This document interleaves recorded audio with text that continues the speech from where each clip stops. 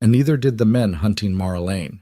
She'd been on the train for 2 days, tucked into corners, head down, heartbeat hammering every time boots echoed through the car. The freight line from Santa Fe to Albuquerque wasn't meant for passengers, just cargo and dust, and people trying not to be noticed. Mara fit that description perfectly. She wore a dress 2 sizes too big, stolen from a boarding house laundry line the night she ran. Her dark hair was pinned beneath a faded bonnet, and her hands, small, calloused from years of her father's neglect, clutched a canvas bag that held everything she owned. One change of clothes, a silver ring, and $43 in coins that weren't hers. The ring was the problem. It had belonged to a man named Silas Cord, a saloon owner in Santa Fe with a reputation for cruelty and a taste for young girls with nowhere else to go. Mara's father, a drunk and a coward, had sold her to Cord 3 weeks ago to cover a poker debt. He'd shaken Cord's hand, pocketed the money, and walked out of Mara's life without looking back. Cord had smiled, slow, cold, possessive, and told her she'd be working his rooms upstairs by the weekend. Mara had run that same night. She'd taken the ring from Cord's office, along with the cash from his lockbox, and slipped out the back door while the saloon roared with drunken laughter. She didn't think about right or wrong. She thought about survival. She thought about the look in Cord's eyes when he touched her wrist and told her she was his now. So she ran, and Cord sent his dogs after her. Now, 2 days later, the dogs had found her scent. Mara stood at the back of the last passenger car, swaying with the rhythm of the train, watching the door at the far end. 3 men had entered 5 minutes ago. She'd seen them through the window, rough, sun-scorched, deliberate. One wore a long coat despite the heat. Another had a scar running from his temple to his jaw. The third carried a rifle slung across his back like it was part of his spine. They moved slowly through the car, stopping at every passenger, leaning in close, asking quiet questions. Mara couldn't hear the words, but she didn't need to. She knew what they were asking. "Have you seen a girl, dark hair, young, traveling alone?" The passengers shook their heads. The men moved on. Mara's pulse thrummed in her throat. She turned, scanning the benches behind her. Most were empty. A few held sleeping laborers, an old woman with a shawl pulled over her face, a young mother clutching a fussy baby. And at the very back, alone on the last bench, sat a man who looked like he'd been carved from the same red rock that stretched beyond the train windows. He was tall, she could tell even though he was sitting, with broad shoulders and sun-darkened skin. His hair was dark, streaked with early gray at the temples, and his face was hard, unreadable, lined with the kind of exhaustion that came from years, not days. He wore a dusty black coat, a worn hat pulled low, and boots that had seen 1,000 miles. His hands rested on his knees, scarred and still. He wasn't looking at her. He wasn't looking at anything. Mara's options collapsed into a single, desperate choice. She walked toward him. Her legs felt unsteady, her breath too loud. The train clattered over a rough patch of track, and she stumbled, catching herself on the edge of a bench. The man didn't move, didn't glance up. Mara stopped in front of him, close enough to see the shadow of stubble on his jaw, the faint crease between his brows. Close enough to see that his eyes, gray, distant, empty, were fixed on some invisible horizon only he could see. She swallowed hard. "Sir?" "Nothing." "Sir, please." He blinked, slowly. His gaze shifted, landing on her face with the weight of someone who hadn't expected to be spoken to and didn't particularly want to be. Mara's voice cracked. "Can I hide under your coat?" For a long moment, he just stared at her. No surprise, no suspicion, just a flat, measuring silence that made her feel like she was being weighed on some internal scale she couldn't see. Then, without a word, he lifted the edge of his long duster. Mara didn't hesitate. She dropped to her knees, slid beneath the heavy fabric, and pressed herself against the bench, her heart slamming so hard she thought it might break through her ribs. The coat fell over her like a curtain, blocking out the light, the world, everything except the smell of leather and dust and something faintly like sage. Above her, the man shifted. She felt the bench creak as he adjusted his position, settling back into stillness. His boots stayed planted. His breathing stayed even. And then the footsteps came. Heavy, deliberate, moving down the aisle. Mara squeezed her eyes shut, her hand clamped over her mouth to muffle the sound of her breath. The footsteps stopped.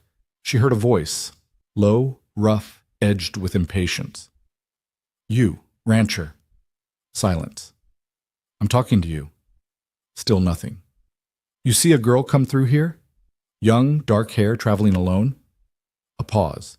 Then, finally, the man above her spoke. His voice was deep, quiet, and carried the kind of weight that didn't need volume. "No."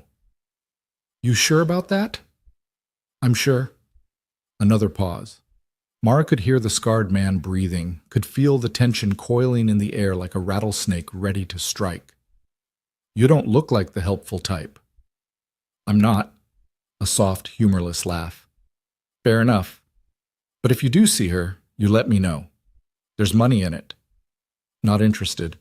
Suit yourself." The footsteps moved on. Mara stayed frozen, barely breathing, counting the seconds. She heard the men reach the end of the car, heard the door slam as they moved into the next one. Still, she didn't move. Not yet. Above her, the man shifted again, his hand, rough, calloused, tapped once against the bench. She understood. Wait. Minutes passed.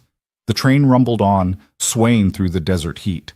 Finally, the man spoke, his voice low and directed downward. "They're gone." Mara pushed the coat aside and crawled out, her legs shaking as she sat back on her heels. She looked up at him, searching his face for something, anger, curiosity, demand, but found only that same flat, unreadable stillness. "Thank you," she whispered.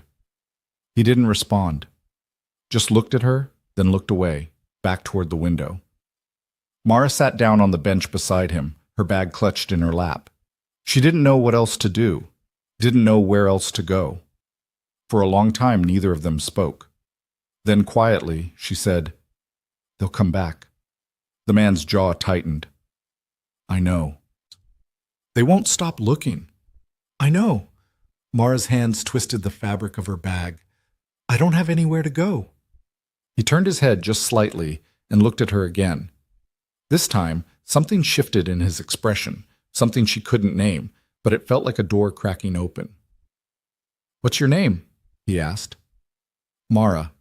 Mara Lane." He nodded once, then looked back out the window. "Caleb Rourke." She waited, but he didn't say anything else. The train rattled on. 15 minutes later, the door at the far end of the car opened again. Mara's stomach dropped. The three men walked back in. This time, they weren't asking questions. They were looking, hard, suspicious, scanning every face with the kind of focus that said they'd narrowed their search. The scarred man led the way, his eyes sweeping the car like a hawk hunting field mice. And then his gaze landed on Mara. She saw the recognition flare in his eyes, saw his hand move toward the pistol on his hip. Caleb saw it too. He moved faster than Mara thought possible for a man who'd been sitting so still. His hand shot out, gripping her wrist, and he hauled her to her feet. Before she could cry out, he was moving, dragging her toward the rear of the car, toward the hatch that led to the narrow platform between the cars. "Hey!" the scarred man shouted. "Stop!" Caleb didn't stop. He shoved the hatch open, and the wind hit them like a fist, hot, brutal, full of dust and noise. The train was moving fast, the desert blurring past in streaks of red and gold. Caleb pulled Mara onto the platform, his grip iron tight, his face set in grim determination. Behind them, the men were running. Mara's heart was in her throat. "What are you—" "Jump," Caleb said. She stared at him. "What?" "When I say jump, you jump. Don't think.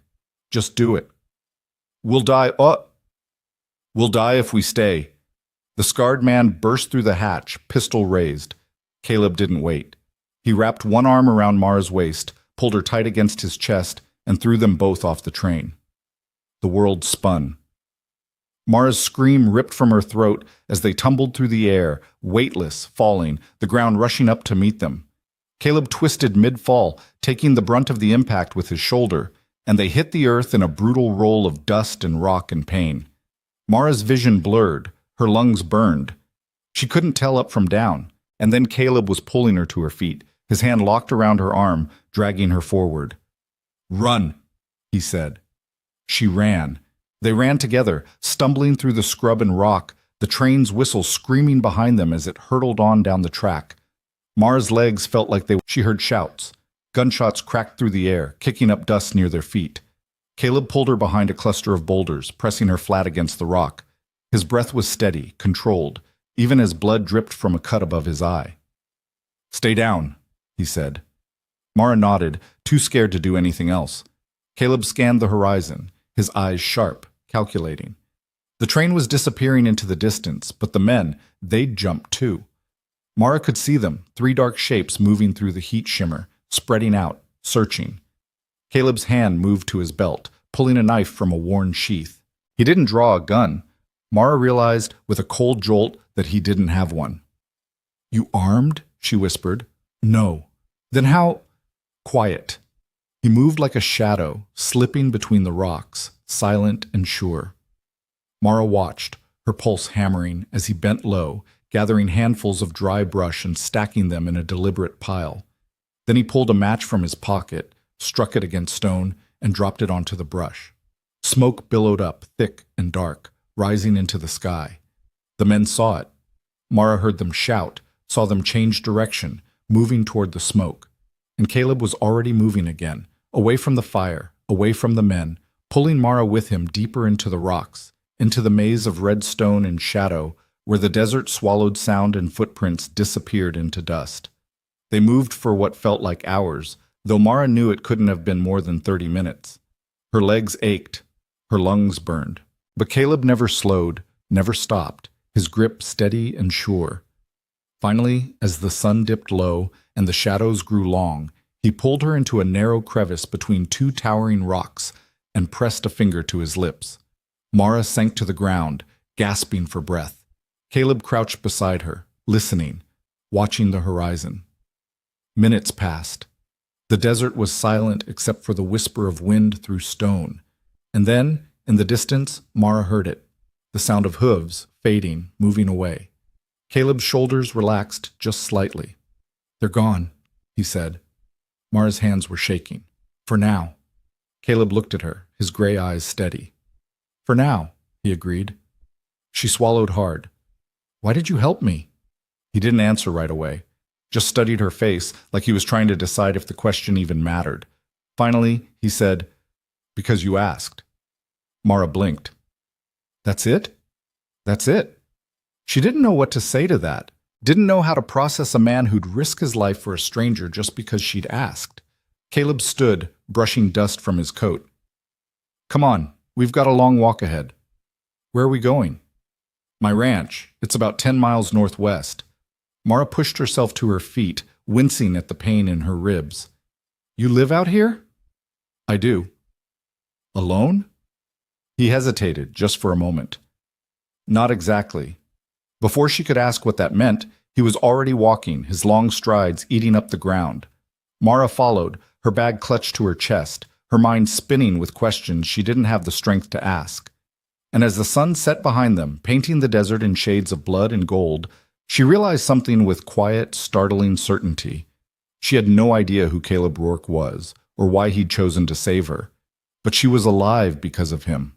And for the first time in 3 weeks, she felt something other than fear. She felt hope. They walked through the night. Caleb set a steady pace, his eyes scanning the horizon, his body moving with the kind of efficiency that came from years of surviving in hard country. Mara struggled to keep up, her legs trembling with exhaustion, but she didn't complain, didn't ask to stop. She'd learned long ago that survival didn't come with comfort. The desert was alive in the dark, sounds she couldn't name, shadows that moved at the edges of her vision, the distant yip of coyotes echoing through the stillness. But Caleb moved through it all like it was home, like the darkness held no threat he hadn't already faced and conquered. Mara found herself watching him as they walked, trying to understand the man who'd pulled her off a train and thrown both their lives into chaos without hesitation. He was older than her, maybe mid-30s, though the lines on his face suggested hard years that aged a man faster than time. His silence wasn't cold, exactly, but it was absolute. He didn't speak unless he had something to say, and even then his words were spare, stripped down to the bone. But his actions were different. When Mara stumbled over a rock, his hand shot out to steady her before she could fall. When they stopped to rest, He handed her a canteen without being asked, waiting until she'd drunk her fill before taking any for himself. And when the temperature dropped and the desert night turned cold, he shrugged off his coat and draped it over her shoulders, ignoring her protests. "You need it more than I do," was all he said. Mara pulled the coat tight around herself, breathing in the scent of leather and dust, and something indefinably him, and felt tears prick at her eyes. No one had taken care of her in a long time. She wasn't sure she remembered how to let them. They reached the ranch just before dawn. Mara saw it as the sky began to lighten. A low, sturdy house built of adobe and timber, surrounded by split-rail fences and a few scattered outbuildings. It wasn't much, but it was solid, built to withstand wind and weather and time. A thin ribbon of smoke rose from the chimney, and as they approached, Mara heard something that made her heart clench. A child's laughter. Caleb's expression didn't change, but something in his posture shifted, softened, just slightly. The front door opened and a small figure burst out onto the porch. A boy, maybe 6 years old, with a shock of sandy hair and a face full of freckles. He wore overalls too big for his frame and boots that looked like they'd been passed down through 3 generations. When he saw Caleb, his whole face lit up. "Caleb!" he shouted, launching himself off the porch. Caleb caught him mid-leap, swinging the boy up with an ease that suggested this was routine. The boy wrapped his arms around Caleb's neck, chattering a mile a minute. "You were gone forever. Mateo said you'd be back yesterday, but you weren't, and I thought maybe you got eaten by a bear or fell off a cliff or—" He stopped, noticing Mara for the first time. His eyes went wide. "Who's that?" "Jessie," Caleb said, setting the boy down. "This is Mara. She's going to be staying with us for a while." Jessie studied her with the unfiltered curiosity of a child. "Why?" "Because she needs help." "Oh." Jessie considered this, then nodded, apparently satisfied. "Okay. You want breakfast? Mateo made eggs." "In a minute," Caleb said. "Go tell him we're here." Jessie took off running, disappearing back into the house. Mara stared after him, then looked at Caleb. "You didn't mention a son." "He's not my son," Caleb said. He started toward the house, and Mara followed. "Found him 2 years ago, wandering the plains after his parents' wagon got hit by raiders. Took him in." Mara's throat tightened. "And he just stayed?" "He didn't have anywhere else to go." Caleb glanced at her, and for the first time she saw something almost like humor in his eyes. "Sound familiar?" Before she could answer, the door opened again, and an older man stepped out onto the porch. He was lean and weathered, with silver-streaked hair pulled back in a braid and skin the color of old mahogany. He wore simple work clothes and a leather vest, and his dark eyes swept over Mara with the kind of quiet assessment that missed nothing. "Mateo Ruiz," Caleb said by way of introduction. "He keeps this place running while I'm gone. Mateo, this is Mara Lane." Mateo nodded once. "Miss Lane." "Just Mara," she said softly. Mateo's gaze shifted to Caleb. "You look like hell." "Long trip." "Trouble?" "Some." Mateo's eyes flicked back to Mara, and understanding settled across his features. He didn't ask, just nodded. "Come inside, both of you. Food's hot." The house was simple but clean. One large main room, with a stone fireplace, a kitchen area, a rough-hewn table, and a few chairs. A ladder led up to a loft where Jessie presumably slept. Through an open door, Mara glimpsed a small bedroom, Caleb's, she assumed. The warmth hit her first, the fire crackling in the hearth, the smell of coffee and eggs and fresh bread. Her stomach clenched with sudden desperate hunger. Jessie was already at the table, swinging his legs, chattering to Mateo about something involving a lizard and a very exciting chase. Mateo listened with patient amusement, serving up plates of food. Caleb gestured to a chair. "Sit." Mara sat. He placed a plate in front of her, scrambled eggs, thick slices of bread, strips of bacon, and her hand shook as she picked up a fork. She ate slowly at first, then faster, unable to help herself. It had been 2 days since she'd had a real meal. No one commented. No one stared. Caleb sat across from her, eating in silence. Jessie peppered him with questions about the trip, which Caleb answered in short, patient sentences. Mateo poured coffee, his movements easy, comfortable, like this was just another morning. and Mara felt something crack open inside her chest, something fragile and painful and almost unbearably sweet. She was safe. For the first time in weeks, maybe years, she was safe. She finished eating and set down her fork, her throat tight with emotion she couldn't name. Caleb looked at her. "You all right?" Mara nodded, not trusting her voice. Jesse leaned forward, his elbows on the table. "Are you going to stay forever?" "Jesse," Caleb said quietly. "What? I'm just asking." Mara managed a shaky smile. "I don't know, Jesse. We'll see." Jesse shrugged, apparently content with that answer, and went back to his breakfast. Mateo stood, gathering the empty plates. "I'll show her where she can sleep." Caleb nodded. "Thanks." Mateo led Mara to a small room off the main area. Barely more than a closet, really, with a narrow bed, a washstand, and a single window that looked out over the scrubland. But the bed had clean sheets, and there was a quilt folded at the foot, and Mara's eyes stung with tears she refused to let fall. "It's not much," Mateo said. "It's perfect," Mara whispered. Mateo studied her for a moment, then nodded. "You need anything, you let us know." "Thank you." He left, closing the door softly behind him. Mara sank onto the bed, her whole body trembling with exhaustion and relief and something too big to name. She pulled the quilt over herself, breathing in the scent of sage and sun-dried cotton, and closed her eyes. Outside, she heard the low murmur of voices, Caleb and Mateo talking quietly. She couldn't make out the words, but the tone was steady, reassuring. And for the first time in longer than she could remember, Mara Lane fell asleep without fear. Mara woke to the sound of chickens and the low murmur of men's voices drifting through the thin walls. For a disorienting moment, she didn't know where she was. Then memory flooded back. The train, the jump. Caleb's hand gripping hers as they ran through the desert dark. She sat up slowly, every muscle in her body screaming in protest. Her ribs ached where she'd hit the ground. Her palms were scraped raw. But she was alive, and the sunlight streaming through the small window was warm and real, and for now, that was enough. She stood, smoothing down her wrinkled dress, and caught sight of herself in the small mirror above the washstand. She looked like she'd been dragged behind a horse, hair tangled, face smudged with dust, a bruise blooming purple along her jaw. She poured water from the pitcher into the basin and scrubbed her face and hands, wincing at the sting.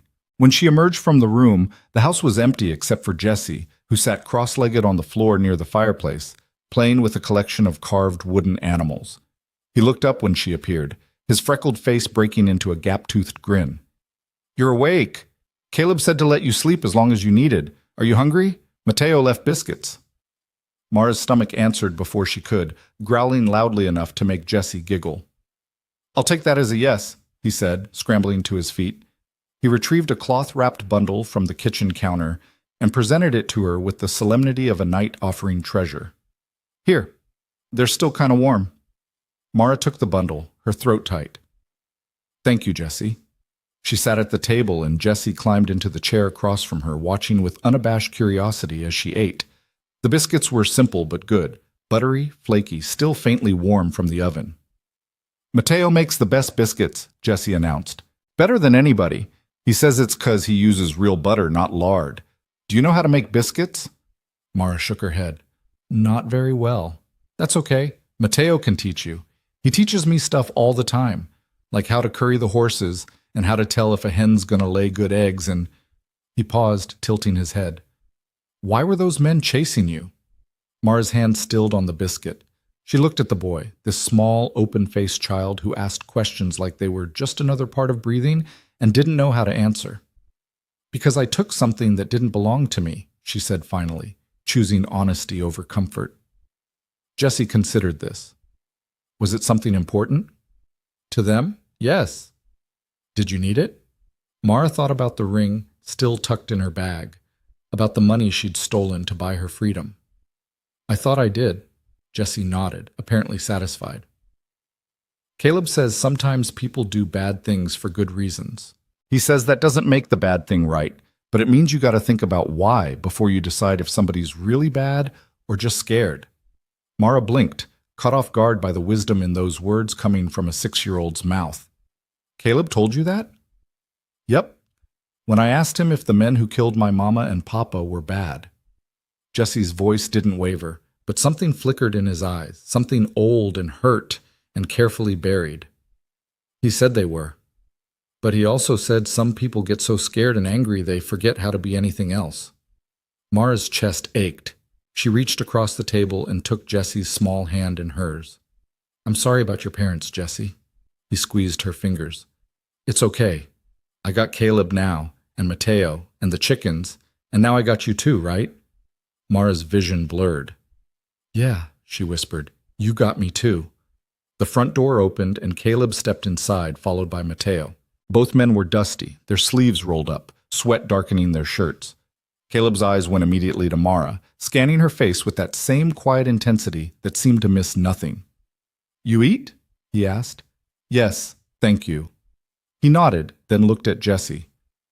You finish your chores? Jesse's eyes widened. I was just about to. Mm-hmm. I was. I just wanted to make sure Mara got breakfast first. Caleb's mouth twitched, not quite a smile, but close. Go on, then. Jesse bolted for the door, calling over his shoulder. I'm going to show Mara the chickens later. She's never seen chickens before. I've seen chickens, Mara called after him, but he was already gone, the door slamming behind him. Mateo chuckled, moving to the stove to pour coffee. That boy's got more energy than a colt in spring. Caleb pulled out a chair and sat, accepting the cup Mateo handed him. He drank in silence for a moment, then looked at Mara. How you feeling? Sore, but alive. Good.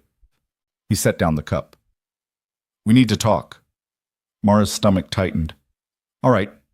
Mateo settled into the third chair, his weathered hands wrapped around his own cup.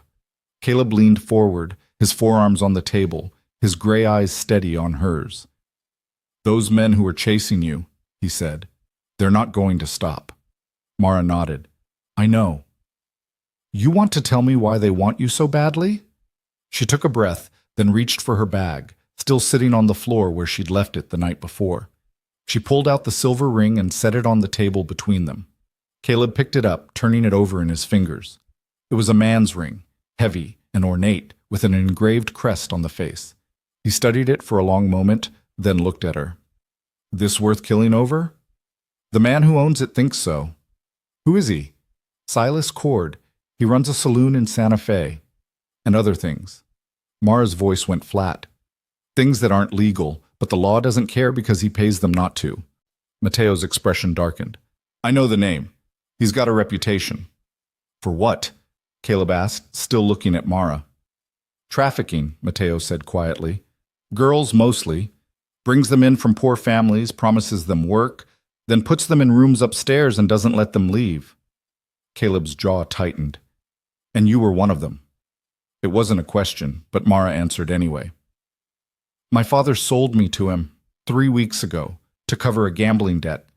Her hands curled into fists on the table. Cord told me I'd be working for him by the weekend, so I ran, and I took the ring and whatever money I could find on my way out. How much? Caleb asked. $43. Mateo let out a low whistle. That's not nothing. No, Mara said. It's not. And Cord's not the forgiving type. He'll want it back. And he'll want me back too. Not because he cares, but because if he lets one girl run, others might try.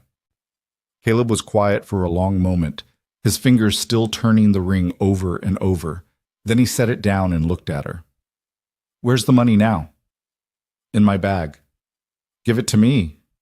Mara hesitated, then reached into the bag and pulled out the small cloth pouch. She handed it across the table. Caleb opened it, counted the coins, then tied it shut again. This is going to buy you some time, he said. But not much. Cord's got resources. If he sent 3 men after you, he'll send more when they don't come back. I know. Mara's voice was barely above a whisper. I didn't mean to bring trouble to your door. I can leave. No, Caleb said, cutting her off. You're not leaving. She stared at him. But you asked me for help. I gave it. That doesn't end just because it got complicated. He leaned back in his chair, his expression unreadable. You'll stay here. We'll figure out the rest. Caleb, Mateo said carefully, if Cord's men come looking, Then we'll deal with it. Mateo held his gaze for a long moment, then nodded slowly. All right, but we need to be smart about this. Agreed. Caleb stood, picking up the ring and the money. I'll put these somewhere safe. Mara, you stay close to the house. Don't go wandering. If you see anyone you don't recognize, you come find me or Mateo immediately. Understood? Mara nodded. Understood. He started toward his room, then paused and looked back at her. You're safe here. I meant that. And then he was gone, disappearing into the small bedroom and closing the door behind him. Mateo watched him go, then turned to Mara with a slight smile. He doesn't say much, but when he does, he means it. I'm starting to realize that, Mara said softly. Mateo stood, draining the last of his coffee.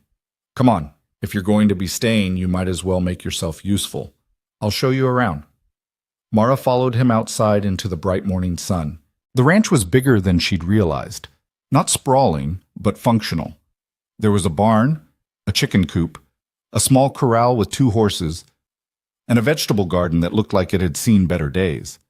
Beyond the fences, the desert stretched out in every direction, endless and unforgiving. Jesse was in the chicken coop, scattering feed and talking to the hens like they were his dearest friends. He waved when he saw Mara, grinning widely. Mateo led her to the garden first, crouching down to inspect the struggling plants. This needs work, he said. The soil's tough out here, and the water's scarce. But if you know what you're doing, you can coax things to grow. I don't know much about gardening, Mara admitted. Then you'll learn. Mateo handed her a small spade. Start by pulling the weeds. I'll show you which ones. They worked together in companionable silence, the sun warm on Mara's back, the earth cool and gritty beneath her fingers. It was simple work, mindless in the best way, and Mara found herself relaxing into it, letting her thoughts quiet, letting her hands move. After a while, Mateo spoke. Caleb doesn't bring people here. Mara glanced at him. What do you mean? I mean this place. It's his sanctuary. He built it after... Mateo paused, choosing his words carefully. After he lost some things that mattered, he doesn't let just anyone in. Then why did he help me? Mateo smiled faintly. Because underneath all that silence, he's got a heart that won't let him walk past someone in need, even when it'd be smarter to. He pulled a stubborn weed free and tossed it aside. He sees himself in people like you, like Jesse, people who got dealt a bad hand and are just trying to survive. Mara's throat tightened. What happened to him? To make him like this? Mateo's expression sobered. That's his story to tell, not mine. But I'll say this. He's a good man, better than most, and if he says you're safe here, you are. Mara nodded, not trusting her voice. They worked until the sun was high overhead, then Mateo showed her the rest of the ranch. The barn where the horses were kept, the small smokehouse, the tool shed. Jesse joined them partway through, chattering about the chickens and the eggs he'd collected and the fox he'd seen lurking near the coop last week. By the time they returned to the house, Mara's muscles ached in new ways, but it was a good ache, the kind that came from honest work, not fear or running. Caleb was at the table, cleaning a rifle. He looked up when they entered, his eyes flicking over Mara, taking in her dusty hands and wind-tangled hair. She's a fast learner, Mateo said, moving to the stove. Give her a week. She'll have that garden looking respectable. Caleb's mouth twitched. Good. Mara sat down across from him, watching as he worked, his hands steady and sure, the movements practiced and efficient. There was something almost meditative about it, the way he handled the weapon with respect and care. Do you expect trouble? She asked quietly. I always expect trouble. He didn't look up. That way I'm ready when it comes. Jesse climbed into the chair beside Mara, swinging his legs. Can I help with dinner, Mateo? You can set the table, Mateo said. Jesse groaned but obeyed, hopping down to gather plates and utensils. Mara stood to help, but Mateo waved her off. You've done enough for today. Sit. Rest. So she sat, feeling strangely out of place in this quiet domesticity, this life that felt so far removed from the chaos she'd left behind.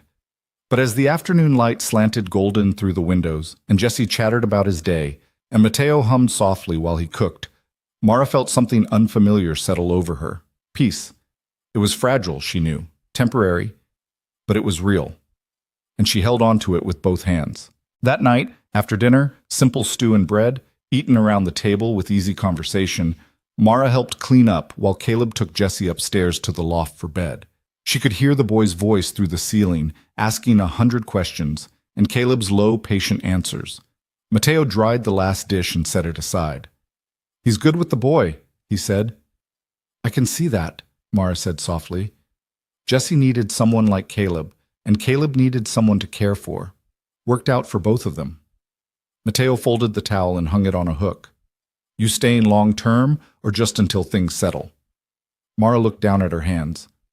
"I don't know. I don't want to be a burden." "You're not a burden. You're a person who needs help. There's a difference."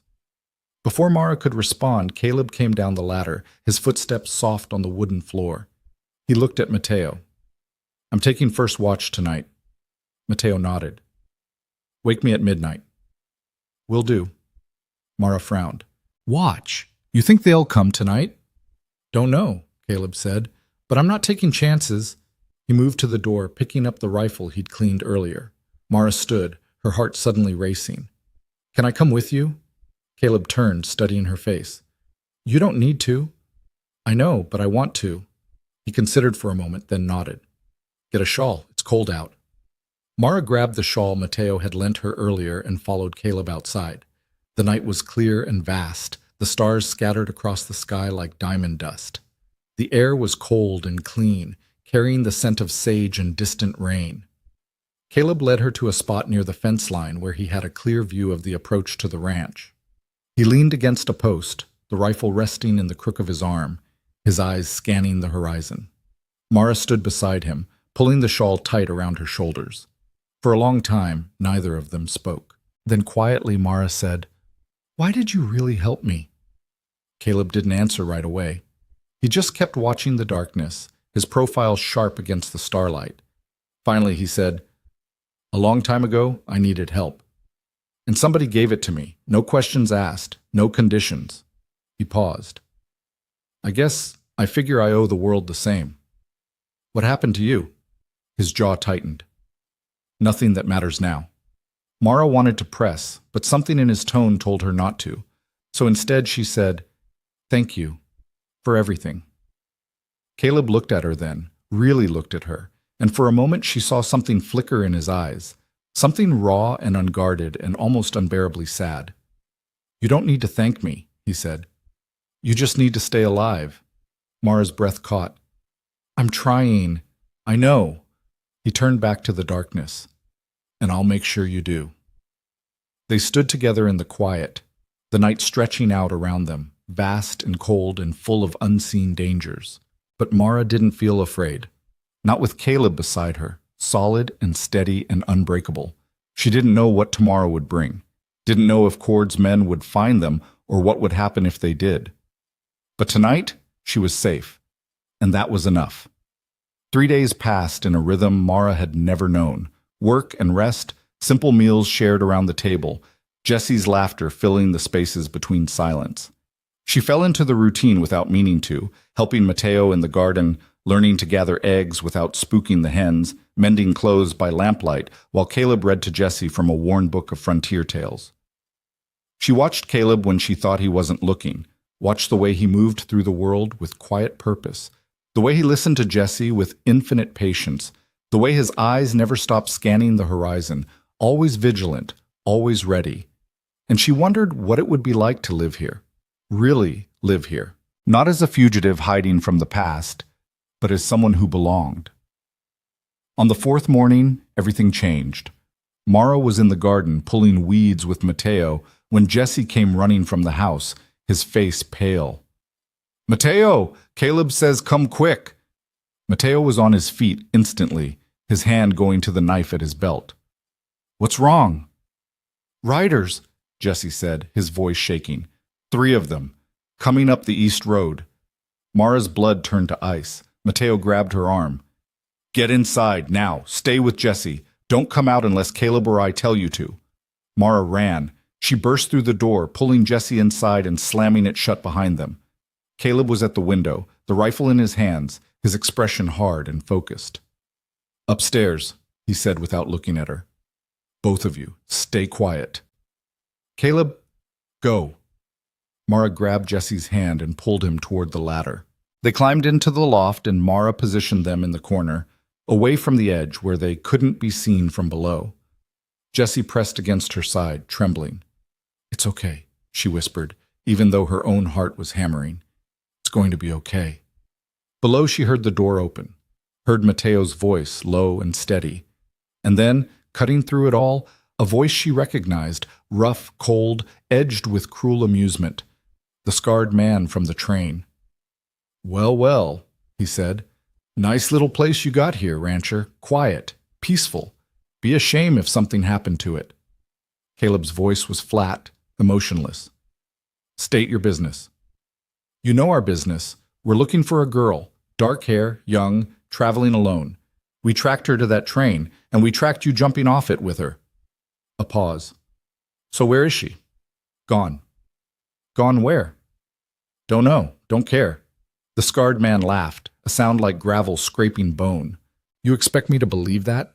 You risk your neck jumping off a moving train with a girl you don't even know, and then you just let her walk off into the desert? Believe what you want. See, that's the thing. I don't believe you. I think she's here, and I think you're hiding her. Think whatever you want. Doesn't make it true. Mara heard footsteps, heavy boots on the wooden floor. She pressed her hand over Jesse's mouth, her own breath shallow and silent. We're going to search this place, the scarred man said, top to bottom. And if we find her, you're not searching anything. Caleb's voice was still calm, but there was steel beneath it now. You're on my land, and you're leaving, now. Or what? Or I'll put a bullet in you and bury you where no one will ever find you. Silence. Then the scarred man spoke again, his voice lower, more dangerous. You threatening me, rancher? I'm making you a promise. Another pause. Then the sound of a gun being cocked. Mara's heart stopped. Caleb, Mateo said quietly. A warning. I see 3 of you, Caleb said, and I've got a Winchester that holds 15 rounds. You want to find out how many I can put in you before you hit the ground? Go ahead and try. The tension was suffocating. Mara could barely breathe. Then, finally, the scarred man laughed again. But this time, there was less confidence in it. All right, rancher, we'll go, for now. Footsteps moved toward the door. But we'll be back, and when we come back, we won't be asking nice. I'll be waiting. The door slammed. Mara waited, every muscle locked, until she heard the sound of hooves fading into the distance. Then, finally, Caleb's voice drifted up from below. They're gone. You can come down. Mara and Jesse descended the ladder on shaking legs. Caleb set the rifle down and turned to face them, his expression still hard, still unreadable. Jesse ran to him, wrapping his arms around Caleb's waist. Caleb's hand came down to rest on the boy's head, gentle despite the violence that had just filled the room. Mateo closed the door and locked it, then turned to Caleb. They'll be back. I know. And next time they won't come alone. I know. Mara stepped forward, her voice shaking. This is my fault. I should leave. I should... No. Caleb's eyes met hers, and there was something fierce in them now, something protective and unyielding. You're not running anymore. We handle this. Together. But together, he repeated. And looking into his eyes, Mara believed him. For the first time in her life, she believed someone would stand with her, even if it meant standing against hell itself. The rest of that day moved in tense silence. Caleb stationed himself on the porch, with the rifle across his knees, eyes fixed on the horizon like a hawk waiting for prey. Mateo worked the perimeter, checking fences, securing the barn, moving with the quiet efficiency of a man who'd prepared for trouble before. Jesse stayed close to Mara, unusually subdued, his earlier brightness dimmed by fear he didn't fully understand but felt in his bones. Mara tried to help with the evening chores, but her hand shook so badly she dropped a bucket of water twice before Mateo gently took it from her and told her to sit down. You're no good to anyone if you work yourself into collapse, he said, not unkindly. Go inside. Rest. We've got this. But rest was impossible. Mara sat at the table, staring at her hands, replaying the scarred man's words over and over. They'd be back. She knew it. And when they came, they wouldn't just be looking for her. They'd be looking to punish anyone who dared to help her. When darkness fell, Caleb finally came inside. His face was drawn, exhaustion written in the lines around his eyes, but his movements were still controlled, still purposeful. He set the rifle by the door and moved to the stove, pouring coffee that had gone cold hours ago. Jesse was already asleep in the loft, worn out by the day's fear. Mateo sat by the fire, sharpening his knife with slow, deliberate strokes. The sound filled the silence, metal on stone, rhythmic and somehow comforting. Mara stood. "I need to tell you something." Caleb looked at her, waiting. She took a breath. "The ring I took, it's not just valuable. It belonged to Silas Cord's father. He's dead now, but that ring is the only thing Cord has left of him. He'll never stop looking for it. Never." Her voice cracked. "And the men he sent, they're not just hired guns. The one with the scar, his name is Vance. He's Cord's cousin. This is personal for him." Caleb set down the cup. "Why didn't you tell me this before?" "Because I was afraid you'd send me away if you knew how bad it was." "And now?" "Now I think you deserve the truth, even if it means you change your mind." Caleb was quiet for a long moment, his gray eyes searching her face. Then he pulled out a chair and sat down, gesturing for her to do the same. "I'm not sending you away," he said. "But I need to know everything. No more secrets." So Mara told him. She told him about her mother dying when she was 8, about her father's descent into drinking and gambling, about the years she'd spent trying to hold their small household together while he threw away every penny they had. She told him about the night Cord came to their door, about the handshake that sold her like livestock, about the look in Cord's eyes when he told her what her new life would be. And she told him about the ring, how she'd seen it sitting on Cord's desk, how she'd known instinctively that taking it would hurt him in a way stealing money never could, how she'd grabbed it in a moment of desperate rage and run without looking back. "I wanted to hurt him," she said, her voice barely above a whisper. "I wanted him to feel something he couldn't buy back or replace. I wanted him to know what it felt like to lose something that mattered." Caleb listened without interruption, his expression unreadable. When she finished, he leaned back in his chair and was silent for so long Mara thought he might not respond at all. Then he said, "Do you regret taking it?" Mara considered the question honestly. "I regret what it's cost you. And Mateo and Jesse, but do I regret hurting Cord? No, I don't." Caleb's mouth twitched, almost a smile, but not quite. "Good. You shouldn't." Mateo looked up from his knife. "The question is what we do now. Those men will come back, probably with more. We can't hold off an army." "No," Caleb agreed. "But we don't need to hold them off forever. Just long enough." "Long enough for what?" Caleb stood, moving to the window. "For me to go to Santa Fe and end this." Mara's blood went cold. "What? No, Caleb, you can't." "I can, and I will." He turned to face her. "Cord wants his ring back. I'll give it to him, along with the money. And I'll make it clear that if he or any of his men come near you again, I'll burn his saloon to the ground with him inside it." "He'll kill you," Mara said, her voice rising. "You don't know him. You don't know what he's capable of. And he doesn't know what I'm capable of." Caleb's voice was flat, final. "I've dealt with men like Cord before, bullies who think money and fear make them untouchable. They're not." Mateo set down the knife. "You go alone. You're a dead man." "Then come with me." "And leave Jesse and Mara here unprotected? Not a chance." Caleb's jaw tightened. "Then I'll wait until I can arrange for someone to watch the ranch." "There's no time," Mateo interrupted. "They could come back tomorrow. Tonight even." The three of them stood in tense silence, the weight of impossible choices pressing down on them. Finally, Mara spoke. "What if I go with you?" Both men turned to stare at her. "Absolutely not," Caleb said. "Why not? I'm the one he wants. If I go to him, give back what I took, maybe he'll let this end." "He won't," Caleb said flatly. "Men like Cord don't forgive. They punish. You walk into Santa Fe, you're walking into a cage you'll never leave." "Then what do you suggest?" Mara's voice shook with frustration and fear. "Because I can't just sit here and wait for him to come kill everyone I care about. The words hung in the air, raw and unguarded. Mara realized what she'd said, admitted, and felt heat rise to her cheeks. But she didn't take it back. Caleb's expression softened, just slightly. We'll figure something out. But you're not offering yourself up like a sacrifice. That's not happening. Caleb's right, Mateo said. Going to Cord won't end this. It'll just give him what he wants and prove he can get away with it. Mara sank back into her chair, exhausted and terrified and out of ideas. Then what do we do? Caleb returned to the table and sat down, his fingers drumming once against the wood. We prepare. We fortify. And when they come, because they will come, we make sure they regret it. Over the next 2 days, the ranch transformed into something closer to a fortress. Caleb and Mateo worked from dawn until long past dark, reinforcing doors, boarding up windows on the ground floor, stockpiling ammunition and supplies.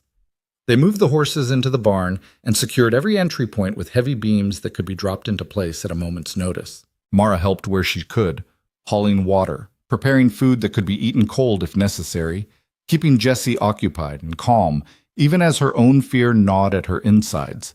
The boy sensed the change in the air, the way the adults moved with grim purpose, and his usual chatter faded into watchful silence. At night, they took turns keeping watch. Mara insisted on taking a shift despite Caleb's protests, and he finally relented, showing her how to hold the rifle, where to position herself for the best view of the approach, what signs to look for in the darkness. You see anything at all, you wake me immediately, he said. Don't try to handle it yourself. I won't. I'm serious, Mara. I know. She met his eyes. I won't do anything stupid, I promise. He held her gaze for a moment longer, then nodded and went inside. Mara sat in the darkness, the rifle heavy across her lap, and listened to the desert night. The wind whispered through the sage. Coyotes called to each other in the distance. The stars wheeled overhead, cold and indifferent. She thought about Caleb, about the way he'd pulled her onto that train platform without hesitation, the way he'd jumped into the unknown to keep her safe, the way he looked at her sometimes when he thought she wasn't watching, like she mattered, like she was worth protecting. No one had ever looked at her like that before. She thought about Jessie, too, the way he'd wrapped his small arms around her waist that first morning, the trust in his eyes when he asked if she was staying. She thought about Mateo's quiet kindness, the way he'd taught her to coax life from difficult soil, the way he'd treated her like family from the first moment. These people had given her something she'd never had, a home.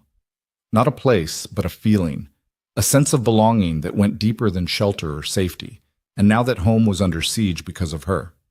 The guilt was crushing, but beneath it, something else was growing, something fierce and protective and unbreakable. She wouldn't let Cord destroy this. She wouldn't let him take this family from her or take her from them. Whatever came next, she'd face it, she'd survive it, and she'd make sure the people she loved survived it too. On the third morning after the confrontation, Mara woke to find Caleb already gone from the house. She found him in the barn, working on something she couldn't quite see in the dim light. When he heard her footsteps, he looked up, his face streaked with dirt and sweat. "What are you doing?" she asked. "Building a fallback position. If they breach the house, we need somewhere else to go." He gestured to the corner of the barn, where he'd constructed a reinforced space with hay bales and wooden planks. "It's not perfect, but it'll give us cover and a clear line of sight." Mara looked at the makeshift fortress, then at Caleb. "You really think it'll come to that? I think it's better to have it, and not need it than need it, and not have it." She stepped closer, watching him work. His movements were precise, economical, born of experience she could only guess at. "You've done this before, prepared for a fight like this." It wasn't a question, but Caleb answered anyway.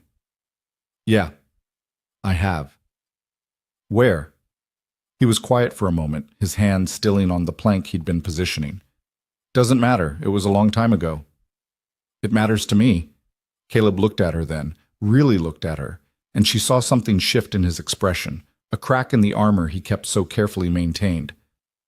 "I was a soldier," he said finally. "During the war, fought for the Union, saw things no one should see, did things I'm not proud of." He paused. "When it was over, I came out here looking for peace. looking for a place where the fighting was done. And instead you found me, Mara said softly, and brought the fighting right back to your door. No. Caleb's voice was firm. You didn't bring the fighting. Cord did. Men like him always do. They're the ones who can't let people live in peace. Mara's throat tightened. I'm sorry for all of this. Caleb set down the plank and turned to face her fully. Stop apologizing. You didn't do anything wrong. You survived. That's not something to be sorry for. But you shouldn't have to, Mara. He took a step closer, and suddenly the space between them felt very small. I chose to help you. I chose to let you stay. And I'd make the same choice again, knowing everything I know now. You understand? She nodded, not trusting her voice. Caleb held her gaze for another moment, then turned back to his work. Go get some breakfast. You'll need your strength. Mara left the barn, her heart pounding for reasons that had nothing to do with fear. That afternoon, Jesse found her in the garden, pulling weeds with mechanical focus. He sat down beside her, his small face serious. Are the bad men going to come back? He asked. Mara considered lying, then decided he deserved the truth. Probably. Are they going to hurt us? Not if we can help it. Jesse was quiet for a moment, digging his fingers into the dirt. I'm scared. Mara set down her spade and pulled him close. Me too, Jesse. Me too. But Caleb's not scared, and Mateo's not scared. They're scared, Mara said gently. They're just brave enough not to let it stop them. There's a difference. Jesse looked up at her. Are you brave? I'm trying to be. I think you are. He leaned his head against her shoulder. I'm glad you're here, Mara. Even if the bad men are coming, I'm still glad. Mara's eyes burned. She kissed the top of his head. I'm glad I'm here too, sweetheart.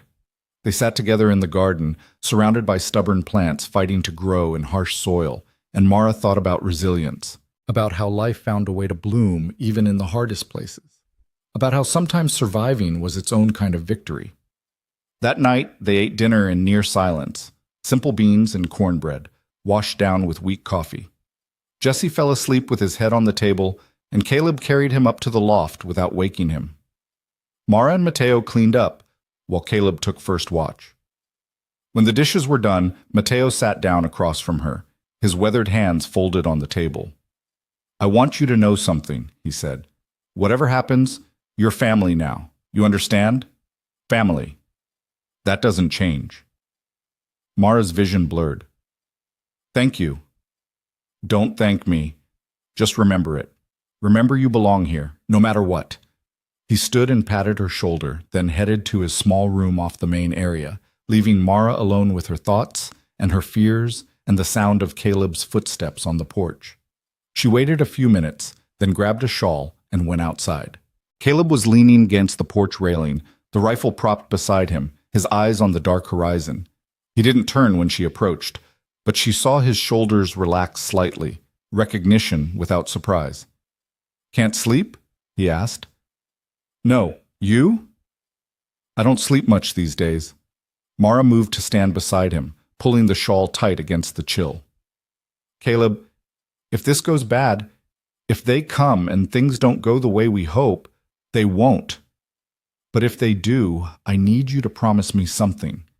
He turned to look at her. What? Promise me you'll protect Jesse, no matter what, even if it means... She couldn't finish the sentence. It won't come to that. Promise me anyway. Caleb's jaw tightened. I promise, but you're going to be fine too. All of us are. You can't know that. No, but I can fight like hell to make it true. Mara looked at him, at this man who'd become her anchor, her protector, her unexpected salvation, and felt something break open in her chest, something that had been locked away for so long she'd forgotten it was there. Why are you doing this? She whispered. Really? Why risk everything for someone you barely know? Caleb was quiet for a long moment. When he finally spoke, his voice was low, almost lost in the wind. Because once, a long time ago, I was the one who needed saving, and someone did it, even though it cost them everything. He paused. They didn't make it, but I did. And I swore that if I ever got the chance, I'd pay that forward. I'd be the one who stood between danger and someone who needed help. Who was it? Who saved you? My brother. Caleb's voice was rough now, edged with old pain. He was younger than me. We fought together in the war, got separated during a retreat, and he came back for me even though it meant walking straight into enemy fire. He got me out, but he took a bullet doing it. His hands clenched on the railing. He died in my arms, telling me to make it count, to live for both of us. Mara's hand found his, her fingers wrapping around his scarred knuckles. I'm sorry. Don't be. He made his choice, just like I'm making mine now. They stood together in the darkness, hands joined, two people carrying wounds they'd never fully heal but learning to carry together. And then, cutting through the quiet like a knife, came a sound that made Mara's blood freeze. Hoofbeats. Multiple riders, moving fast. Caleb's hand tightened on hers for just a moment, then released. He grabbed the rifle, his entire body shifting into combat readiness. Get inside. Wake Mateo. Get Jesse ready to move to the barn if I give the signal. Caleb, go. Now. Mara ran. She burst through the door, her voice sharp and urgent. Mateo, they're coming. Mateo was up instantly, knife in hand, moving to the window. Jesse sat up in the loft, his eyes wide with fear. Mara? His voice was small, scared. It's okay, Jesse. Come down here. Stay with me. The boy scrambled down the ladder and pressed against her side. Mara wrapped her arm around him, her other hand reaching for the pistol Mateo had insisted she keep nearby. Outside, the hoofbeats grew louder, then stopped. Silence fell, thick and suffocating. Mara held her breath, counting her heartbeats, waiting. And then Vance's voice cut through the night, loud and mocking. Rourke! We know she's in there. Send her out and maybe we won't burn your little sanctuary to the ground. Caleb's response was calm, cold. You're not getting her. Leave now while you still can. Vance laughed. You're outnumbered, rancher. I brought 7 men this time. You really think you can hold us off? I know I can kill at least 3 of you before you reach the door. Question is, which 3 of you want to die first? A pause. Then Vance's voice again, harder now. Last chance, Rourke. The girl, or we come in shooting. Mara looked at Mateo, at Jesse, at the home they'd built together, and she made a decision. She stepped toward the door. Mateo grabbed her arm. Don't. I have to. I can't let them hurt you, any of you. Mara, no! But before he could stop her, the world exploded. The first gunshot shattered the window, the second splintered the door, and then the night erupted into chaos, shouting, gunfire, the sound of boots hitting wood as men rushed the house. Caleb fired and someone screamed. Mateo shoved Mara and Jesse toward the back room. Stay down! But Mara couldn't just hide. Not anymore.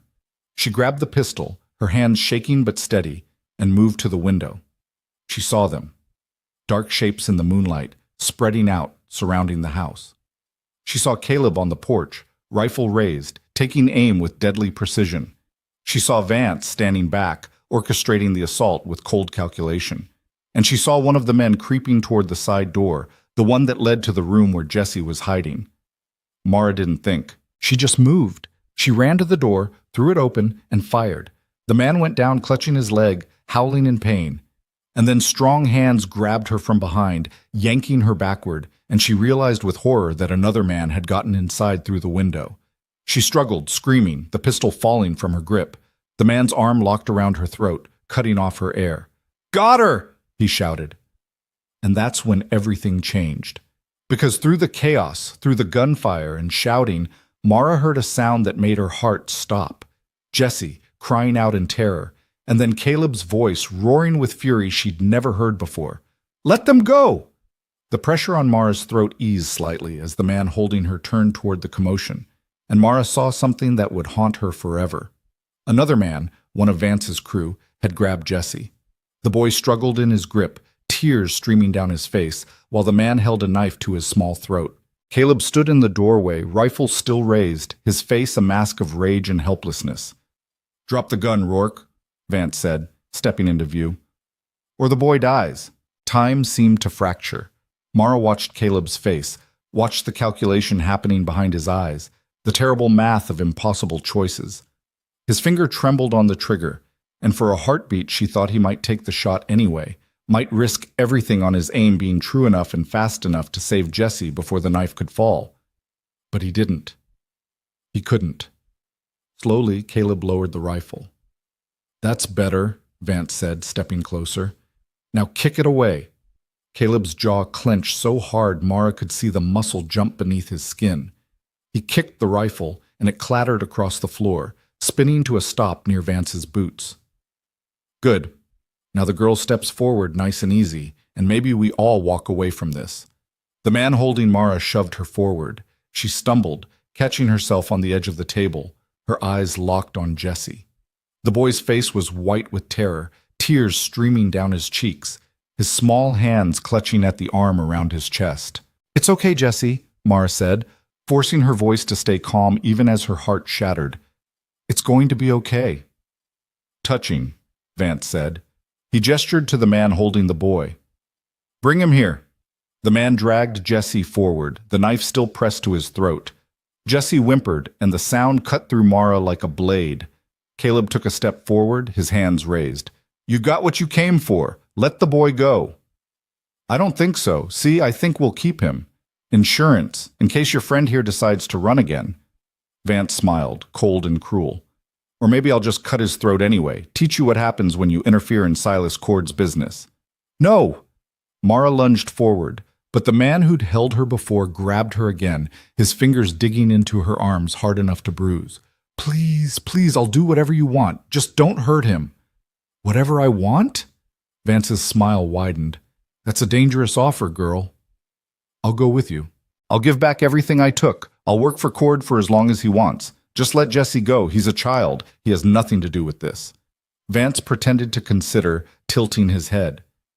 "Tempting. But I think Mr. Cord would prefer I bring back his property and make an example of anyone who helped you steal it. So here's what's going to happen. We're taking you, and we're taking the boy, and tomorrow morning we're going to hang him in the town square so everyone knows what happens when you cross Silas Cord." "No," Caleb said, his voice deadly quiet. "That's not happening."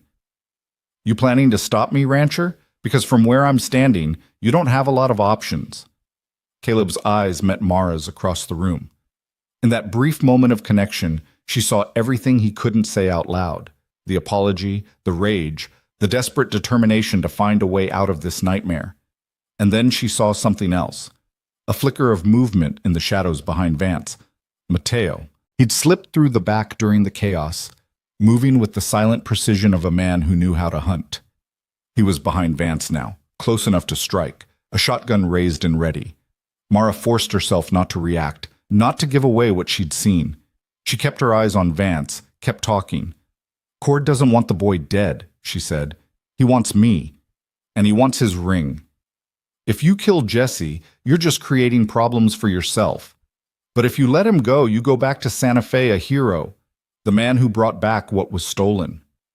Vance's expression flickered, calculation replacing cruelty for just a moment. He was considering it, and that's when Mateo made his move. The shotgun blast was deafening in the enclosed space. The ceiling exploded in a shower of splinters and dust, and everyone in the room froze. "Nobody moves," Mateo said, his voice calm and cold as winter stone. "Next shot goes into flesh, not wood." Vance spun, his hand going for his pistol, but Mateo was faster. He stepped forward, pressing the barrel of the shotgun against Vance's spine. "I wouldn't," Mateo said softly. "This scattergun will cut you in half before you clear leather." The man holding Jesse hesitated, his eyes darting between Vance and Mateo, the knife wavering against the boy's throat. "Let him go," Caleb said, his voice carrying the weight of absolute authority. "Now, or Mateo pulls that trigger and you lose your boss. Then I pick up my rifle and kill the rest of you before you make it to your horses." "You're bluffing," the man said, but his voice shook. "Try me." The standoff stretched, taut as a bowstring. Mara could hear Jesse's ragged breathing, could see the terror in his eyes, could feel the weight of every second ticking past like a countdown to catastrophe. Then Vance spoke, his voice tight with barely controlled rage. "Let the boy go." "Boss, let him go." The man's arm loosened. Jesse tore free and ran straight to Caleb, who caught him and pulled him close, his hand cradling the back of the boy's head. "It's okay," Caleb murmured. "I got you. You're safe now." Vance's eyes were murderous. "You're making a mistake, Rourke. Cord will send an army for this." "Let him try." Mateo pressed the shotgun harder against Vance's back. "Now here's how this is going to work. You and your men are going to walk out of here, slowly, and you're going to ride away and never come back. And if we don't? Then we bury you in the desert and tell Cord you never showed up." Mateo's voice didn't waver. "Your choice." Vance's hands curled into fists, but he was smart enough to know when he'd lost. "Fine, we're leaving, but this isn't over." "Yes," Mara said, stepping forward. "It is." She reached into her pocket and pulled out the ring, the silver ring with the engraved crest that had started all of this. She held it up so everyone could see it, then threw it at Vance's feet. "Take it, take the ring. Tell Cord he can have it back. But tell him if he ever sends anyone after me again, I'll make sure every newspaper from here to San Francisco knows what he does to the girls in his saloon. I'll tell them about the bribes he pays, the laws he breaks, the families he destroys. And I'll make sure his father's name, the name on that ring, gets dragged through the mud along with his." Vance stared at her, something like surprise flickering across his face. "You think anyone would believe you? You're nobody." "Maybe. But I'm a nobody who has nothing left to lose. And people like that are dangerous, Vance, because we don't have anything to protect anymore except the truth." For a long moment, no one moved. Then Vance bent down slowly, never taking his eyes off Mateo, and picked up the ring. He straightened, slipping it into his pocket. "The money, too," he said. Caleb jerked his head toward the bedroom. "Mateo, get it." Mateo backed toward the room, keeping the shotgun trained on Vance, and returned a moment later with the cloth pouch. He tossed it to Vance, who caught it one-handed. "Now get out," Caleb said. Vance backed toward the door, his men following. The one Mara had shot in the leg limped badly, supported by another. When they reached the threshold, Vance paused. "Cord won't forget this." "Neither will I," Caleb said. Then they were gone, the sound of hoofbeats fading into the night. The silence that followed was deafening. Jesse was still pressed against Caleb's chest, shaking so hard his teeth chattered. Mara's legs gave out and she sank to the floor, her whole body trembling with aftershock. Mateo lowered the shotgun slowly, his weathered face drawn and pale. "Everyone all right?" he asked quietly. Caleb nodded, his arms still wrapped protectively around Jesse. "We're okay." But they weren't. Not really. Mara could see it in the way Caleb's hands shook as he stroked Jesse's hair, in the way Mateo had to lean against the wall to stay upright, in the way her own breath came in shallow gasps she couldn't quite control. They'd survived, but they'd come so close to not surviving that the knowledge sat heavy and cold in all of them. Mateo moved to the door and barred it, then went to the windows and checked the boards. "They're gone. For now." "They won't come back," Mara said, her voice hollow. "Vance got what he came for, the ring, the money. He'll tell Cord it's settled." "You sure about that?" Mateo asked. "No, but I gave him a reason to let it go. And men like Cord, they care about their reputations more than anything. If there's even a chance I'd follow through on my threat, he won't risk it." Caleb finally released Jesse, crouching down to look the boy in the eye. "You okay, son?" Jesse nodded, but his eyes were huge and wet. "I was so scared." "I know, but you were brave. You didn't panic. You did good." "I thought he was gonna—" Jesse's voice cracked and fresh tears spilled over. Caleb pulled him close again. "But he didn't. You're safe. We're all safe." Jesse buried his face in Caleb's shoulder and cried, deep, wrenching sobs that seemed to come from somewhere ancient and primal. Caleb held him through it, murmuring quiet reassurances, one hand rubbing slow circles on the boy's back. Mara watched them, her own tears streaming silently down her face. She'd done this. Her choices, her desperation, had brought violence to their door and put this innocent child in danger. The guilt was crushing. Mateo seemed to read her thoughts. He crossed the room and crouched beside her, his calloused hand gentle on her shoulder. "This wasn't your fault." "Yes, it was." "No, it was Cord's fault. It was your father's fault. It was the fault of every man who thinks he can own another person. Mateo's voice was firm. But it wasn't yours. You were trying to survive. That's not a crime. Jesse could have died, but he didn't. And you know why? Because you were willing to trade yourself for him. You were ready to walk back into hell to save him. Mateo squeezed her shoulder. That's not the action of someone who brought this on us. That's the action of family. The word broke something in Mara. She turned into Mateo's shoulder and let herself cry. For Jesse, for the terror they'd all endured, for the impossible grace these people had shown her when she deserved nothing. Eventually, the tears stopped. The shaking subsided, and slowly they began to put the house back together. Mateo swept up the broken glass and splinters. Caleb carried Jesse up to the loft and stayed with him until the boy finally fell into exhausted sleep. Mara righted furniture and scrubbed blood from the floor where the man she'd shot had fallen. It was nearly dawn before they finished. They gathered at the table, too wired to sleep, drinking coffee that had gone cold and bitter. "We should leave," Mara said finally. Go somewhere else. Somewhere Cord doesn't know to look." "No," Caleb said. "But this is our home. We don't run from it." "Caleb, you heard what Vance said. Cord might still—" "He won't." Caleb's voice was certain. "You played it smart, Mara. You gave Vance a story he can sell to Cord, that you're too dangerous to go after, that the cost of revenge isn't worth it. Men like Cord understand cost-benefit.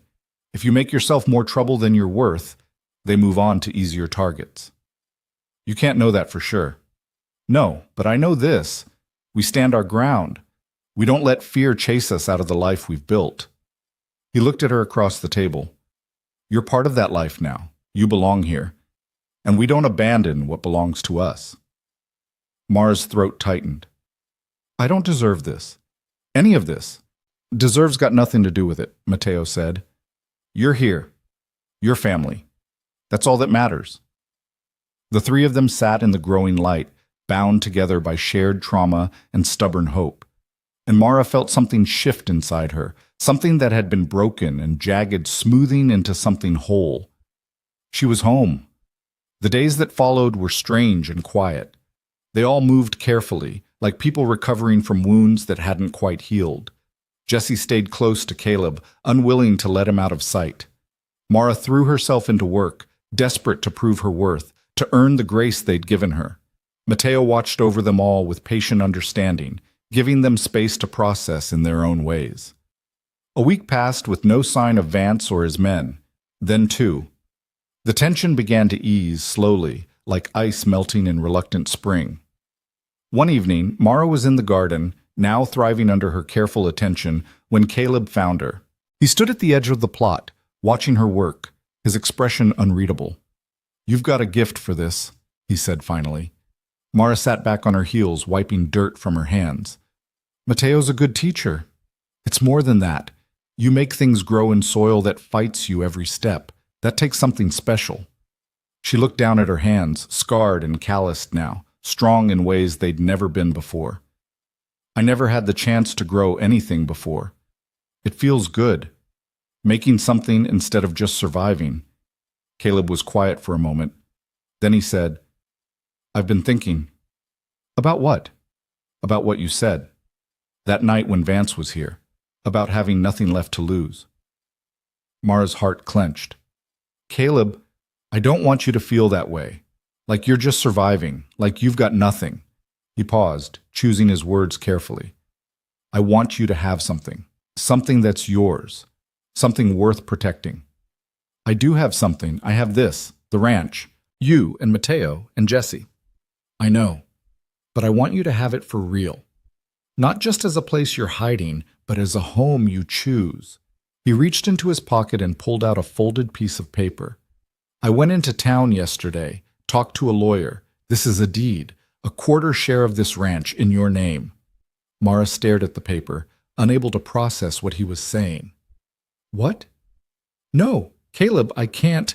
"You can. You will." He pressed the paper into her hands. "This ranch, it's not just mine. It never was. Mateo owns a quarter too, earned through years of partnership. Jesse will inherit a quarter when he comes of age, and now you have a quarter. You're not a guest here, Mara. You're an owner, a partner, family. Tears blurred her vision. Why would you do this? Because you asked me to hide you under my coat, and I said yes. And that yes didn't have an expiration date. His voice roughened. Because you were willing to trade your life for Jesse's without thinking twice. Because you belong here, and I want you to know it, to feel it, to have proof that this is yours as much as it's mine. Mara looked at the deed through her tears, at her name written in careful script next to his. I don't know what to say. Don't say anything. Just stay. Build something here. Make it grow. He glanced at the garden, then back at her. You're good at that. Before she could respond, Jesse's voice rang out from the house. Caleb, Mateo says dinner's ready.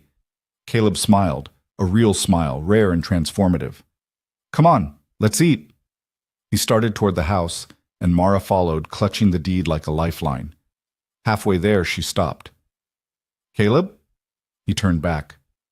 Thank you for everything, for saving me, for keeping me, for making me believe I could be more than what my father sold me as.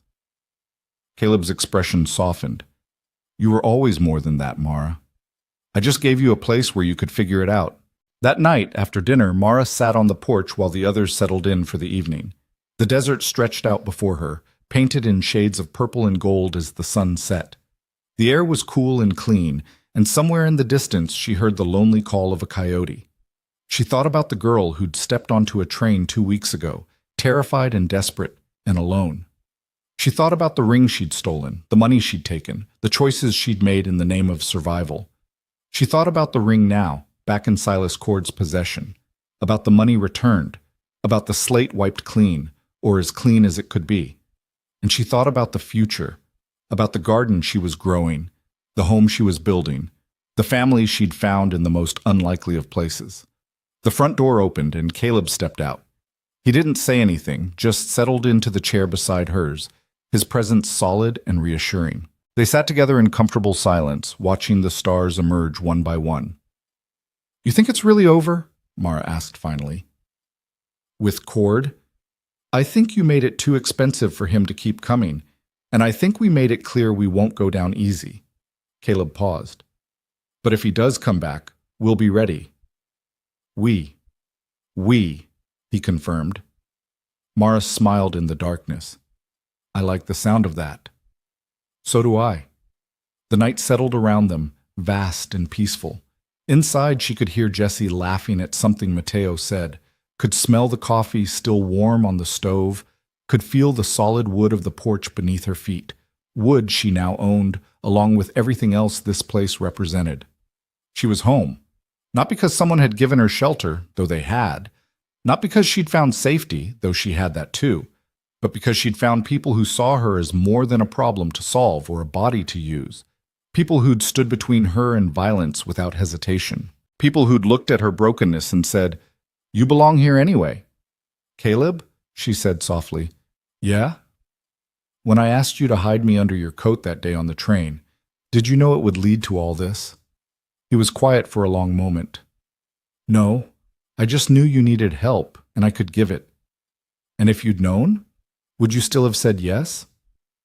Caleb turned to look at her, his gray eyes reflecting starlight. Every single time. Mara's breath caught. There was something in his expression, something warm and steady and achingly tender, that made her heart skip.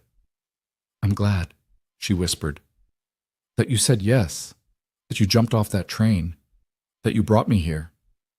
Me too. The moment stretched between them, full of things neither was quite ready to say out loud. Then Caleb stood, offering her his hand. Come on, it's getting cold. Let's go inside. Mara took his hand, rough, scarred, impossibly gentle, and let him pull her to her feet. They walked inside together, leaving the darkness behind, stepping into warmth and light and laughter. Into home. Into the life they were building, day by careful day, in soil that fought them every step but yielded anyway to patient, stubborn hope. And as Mara closed the door behind them, shutting out the night and all its ghosts, she felt something she'd never felt before. She felt free. She felt... The weeks that followed settled into a rhythm that felt almost dreamlike in its ordinariness. Mara woke each morning to the sound of roosters and the smell of coffee, worked beside Mateo in the garden until her back ached and her hands were stained with earth, helped Jesse with his letters in the afternoon while Caleb tended the horses. The ranch breathed with life. Not the desperate, clawing survival she'd known before, but something gentler, something that felt like actual living. She'd catch herself sometimes, stopped mid-task, just listening, to the wind moving through the sage, to Jesse's laughter as he chased chickens, to the low rumble of Caleb and Mateo's voices as they worked. And she'd think, this is mine. This belongs to me, and I belong to it. The deed Caleb had given her stayed folded in her drawer, but she knew every word by heart. She'd read it so many times the paper had grown soft at the creases. Some nights she'd take it out just to look at her name written there in black ink, proof that she wasn't invisible anymore, wasn't disposable. She was Mara Lane, landowner, partner, family. But beneath the peace, she couldn't quite shake the waiting. She'd find herself glancing toward the horizon whenever she heard hoofbeats, her body tensing before she could remind herself that it was probably just a neighbor or a passing traveler. Caleb noticed. He didn't say anything, but she'd catch him watching her with those steady gray eyes, and she knew he understood. One morning, nearly a month after Vance had left, Mara was hanging laundry when she heard riders approaching. Her hand stilled on the sheet she was pinning, her heart immediately jumping into her throat. But when she turned, she saw only 2 horses, and the men riding them wore badges that caught the sunlight. Lawmen. Caleb emerged from the barn, his hand resting casually on the knife at his belt. Mateo appeared from around the side of the house, his posture relaxed but ready. They'd learned to be cautious. The older of the 2 lawmen dismounted, a weathered man with silver in his beard and kind eyes that had seen too much. His companion stayed on horseback, younger, watchful. "Caleb Rourke?" the older man asked. "That's me." "I'm Marshal Bennett from Santa Fe. This is Deputy Hayes. We're looking for a young woman named Mara Lane. We were told she might be here." Mara stepped forward before Caleb could answer, her chin lifted despite the fear coursing through her. "I'm Mara Lane." The marshal's eyes softened when he looked at her. "Miss Lane, I need to ask you some questions about Silas Cord." "He sent you?" Her voice came out steadier than she felt. "No, ma'am, he didn't."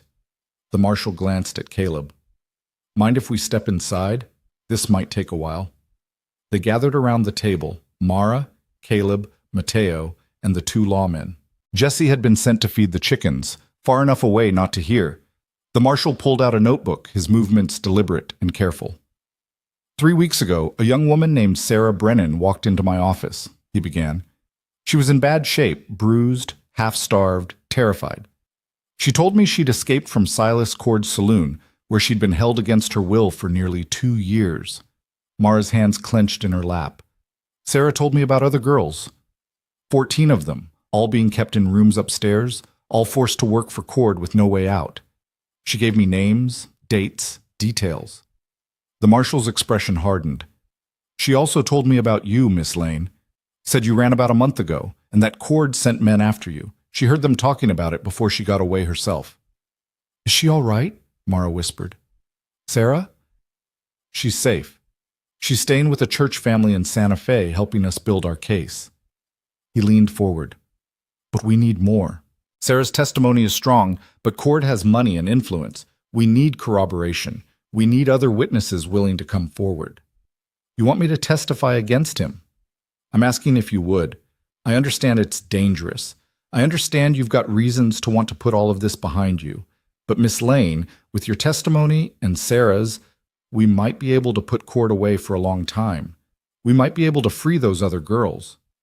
Mara looked at Caleb. His face was unreadable, but his hand had moved to rest on the table near hers, not touching, but close enough that she could feel the warmth of his skin. "If she testifies, Cord will come after her," Caleb said quietly. "He'll send more than Vance next time." "If she testifies, Cord will be in custody," the marshal countered. "And I give you my word, Marshall's word, that I'll personally guarantee her safety. We'll have deputies stationed here until the trial's over. Cord won't get near her." "You can't promise that," Mateo said. "Men like Cord have long arms." "Maybe. But men like Cord also have enemies. The more we dig into his operation, the more people we find who want to see him fall. Businessmen he's squeezed out, families he's destroyed, even some of the men who work for him who are tired of being part of something so ugly. The marshal's eyes met Mara's. You wouldn't be alone in this. That's what I'm trying to tell you. You'd have the law behind you, and you'd have other people willing to stand up with you. Mara's mind raced. She thought about Sarah, about the courage it must have taken to walk into that marshal's office. She thought about the other girls still trapped in those rooms, still living the nightmare she'd escaped. She thought about her father's handshake, about Cord's smile, about the way he'd looked at her like she was property he'd purchased. If I do this, she said slowly, and if Cord gets convicted, what happens to the girls? The ones he's holding? They go free. We'll help them get home if they have homes to go to, or find them safe places if they don't. The marshal's voice was gentle. But that only happens if we can make the charges stick, and that only happens if we have witnesses willing to speak the truth. How long until the trial? 6 weeks? Maybe 8? We're still gathering evidence, tracking down other witnesses. But Miss Lane, I won't lie to you. This won't be easy. You'll have to go back to Santa Fe. You'll have to face Cord in court. You'll have to tell your story in front of people who might not want to believe you. I'll do it, Mara said. Mara, Caleb started. I'll do it, she repeated, looking at him. I have to. You said it yourself. We don't let fear chase us out of the life we've built. Well, those girls don't have a life to build yet. They're still trapped. And if I can help get them out, I have to try. Caleb held her gaze for a long moment, then nodded slowly. All right, but I'm coming with you. To Santa Fe. To the trial. All of it. Caleb, you don't have to... Yes, I do. His voice was firm. You asked me to hide you under my coat once. I'm not stopping now. The marshal looked between them, something like approval in his eyes. Mr. Rourke, I'd be grateful for that. And Mr. Ruiz, if you're willing, we could use another steady hand. Mateo nodded. The boy and I will hold the ranch, but Caleb should go. Then it's settled. The marshal stood, extending his hand to Mara. Thank you, Miss Lane. You're doing a brave thing. Mara shook his hand, her own trembling slightly. When do we leave? I'll send word when we're ready for you. Probably 2 weeks. That give you enough time to prepare? Yes. After the lawmen left, Mara stood on the porch, watching the dust settle behind their horses. Caleb came to stand beside her, his presence solid and grounding. You sure about this? He asked quietly. No, but I'm doing it anyway. That's what brave looks like. She turned to look at him. I'm terrified. I know, but you won't be alone. He paused, then added, You're never alone anymore, Mara. That's what family means. The 2 weeks passed too quickly and too slowly all at once. Mara threw herself into ranch work, trying to memorize every detail. The way the light fell across the garden in the late afternoon, the sound of Jesse's voice calling the chickens, the smell of Mateo's coffee in the morning. She was afraid that if she went back to Santa Fe, even for the trial, some part of this piece would be lost forever. Jesse sensed something was wrong. He stayed close to her, unusually quiet, his small hand finding hers whenever they were near each other. One evening, as she tucked him into bed in the loft, he looked up at her with solemn eyes. You're going away, aren't you? Mara's throat tightened. Just for a little while. I have to go help some people. The bad man's people? No, sweetheart. People like me. People who need help getting away from bad men. Jesse considered this. And then you'll come back? Yes, I promise. You better, because you're part of our family now and families don't leave. He wrapped his small arms around her neck. I love you, Mara. The words hit her like a physical blow. No one had said those words to her since her mother died. She held Jesse tight, her eyes burning with tears. I love you too, Jesse. So much. When she climbed back down the ladder, she found Caleb waiting. He'd heard. She could see it in his eyes. He's right, you know, Caleb said, about family not leaving. Whatever happens in Santa Fe, you come back here. This is your home. I know. Do you? He stepped closer and suddenly the space between them felt charged with something Mara couldn't quite name. Because I need you to know this isn't just about the deed or the ranch or doing the right thing. You matter, Mara. To all of us. To me. Her breath caught. Caleb, I'm not good with words, never have been, but I need you to understand something before we go to Santa Fe. He paused, gathering himself. When you asked me to hide you under my coat, I said yes because it was the right thing to do. But I kept you here. I gave you that deed. I'm going to Santa Fe with you. That's not about doing the right thing anymore. That's about you. About not wanting to imagine this place, this life, without you in it. Mara's heart was pounding so hard she was sure he could hear it. What are you saying? I'm saying I care about you. More than I probably should. More than I expected to. I'm saying that somewhere between the train and now, you became the thing I didn't know I was looking for. His voice roughened. I'm saying I'm falling in love with you, Marlene, and I needed you to know that before we walk into whatever's waiting for us in Santa Fe. The world seemed to stop. Mara stared at him, at this quiet, careful man who'd saved her life and given her a home, and was now offering her something she'd never dared to hope for. I don't know how to do this, she whispered. I don't know how to be loved. My father taught me I was only worth what someone would pay for me. Cord confirmed it. I don't know how to believe I could be worth more. Then let me show you. Caleb reached out, his rough hand cupping her face with infinite gentleness. Let me spend every day proving that you're worth everything, that you're worth fighting for, worth protecting, worth loving just because you exist. A tear slipped down her cheek. I'm scared. So am I. But I'd rather be scared with you than safe without you. Mara leaned into his touch, closing her eyes. I think I'm falling in love with you, too. I don't know when it started, but somewhere between you jumping off that train and handing me a piece of this ranch, it happened. You made me believe I could be more than what I was running from. Caleb's thumb brushed away her tears. You were always more than that. I just gave you a place where you could see it. He kissed her then, gentle and careful, like she was something precious that might break. And Mara kissed him back, pouring everything she couldn't say into that moment, all her fear and hope and desperate, fragile trust. When they finally pulled apart, both breathing hard, Caleb rested his forehead against hers. We're going to get through this, he said. The trial, Cord, all of it. And then we're coming back here, and we're going to build the life we both deserve. Promise? Promise. The marshal's message came 3 days later. The trial was set. Mara and Caleb would leave at dawn. Mateo and Jesse stood on the porch watching them go, and Mara turned in her saddle to wave until they disappeared from view. The ride to Santa Fe took 5 days. They traveled carefully, staying off main roads, camping in hidden places.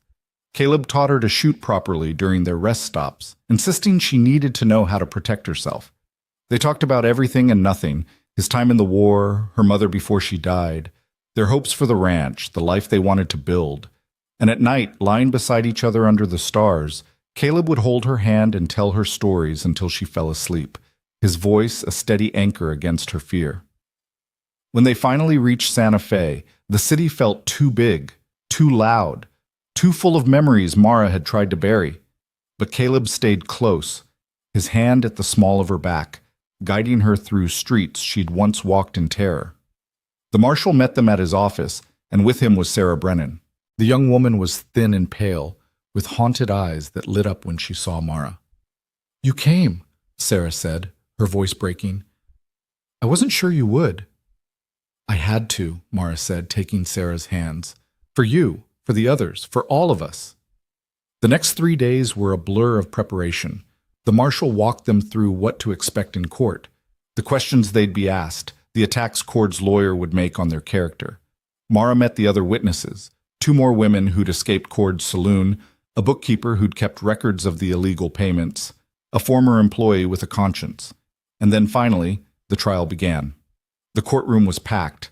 Mara sat in the witness section, Caleb beside her, and watched as Cord was led in. He looked smaller than she remembered, older, but his eyes were the same, cold and calculating and full of malice. When his gaze found hers, he smiled, and Mara felt ice slide down her spine. But then Caleb's hand found hers under the bench, warm and solid, and she remembered she wasn't that terrified girl anymore.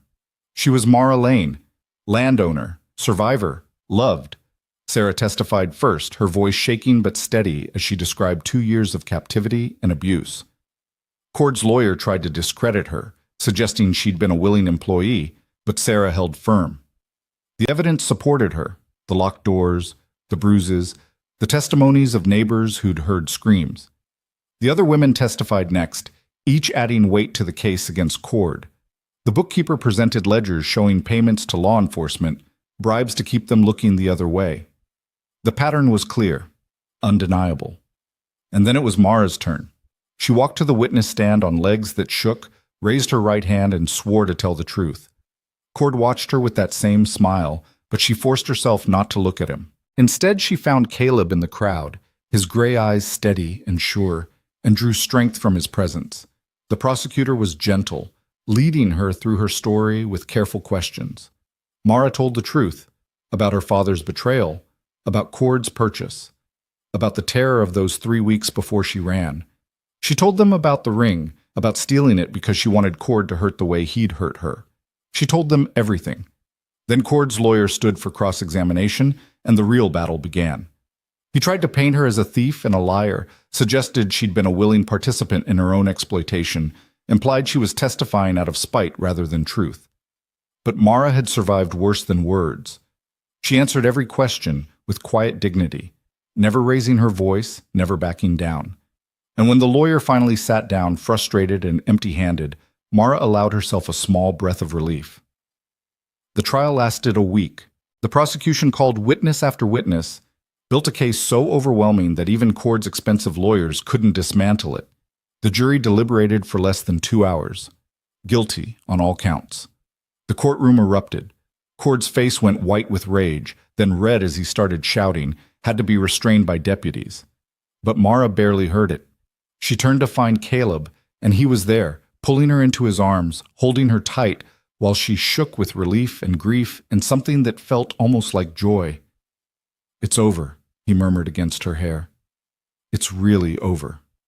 The judge sentenced Cord to 20 years in territorial prison. The other girls were freed that same day, emerging from the saloon into sunlight they hadn't seen in years. Mara and Sarah stood with the marshal, helping to coordinate care, finding safe places for each young woman to go. One of the girls, barely 16, grabbed Mara's hand. Thank you for being brave enough to come back. Thank you for saving us." Mara's eyes filled with tears. "You're going to be okay now. All of you. You're free." That night, Mara and Caleb stood on the balcony of the small hotel where they were staying, looking out over Santa Fe. The city that had represented her worst nightmare now felt different.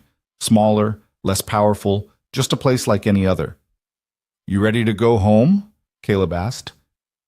"More than ready." He pulled her close, his arms wrapped around her from behind, his chin resting on her shoulder. "I'm proud of you. What you did, testifying, facing him, that took courage most people don't have. I was terrified the whole time." "I know, that's what made it brave."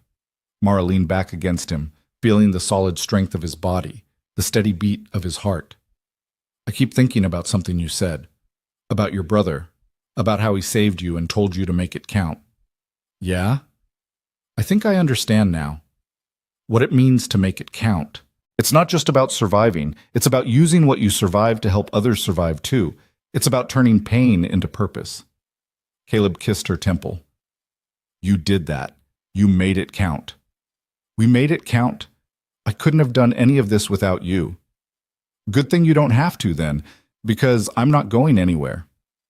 They rode out of Santa Fe the next morning, leaving the city and its ghosts behind. The journey home felt different from the journey there, lighter, freer, full of possibility instead of dread. They took their time, stopping to rest by streams, making camp early to watch the sunset, talking about plans for the ranch and the future they'd build together.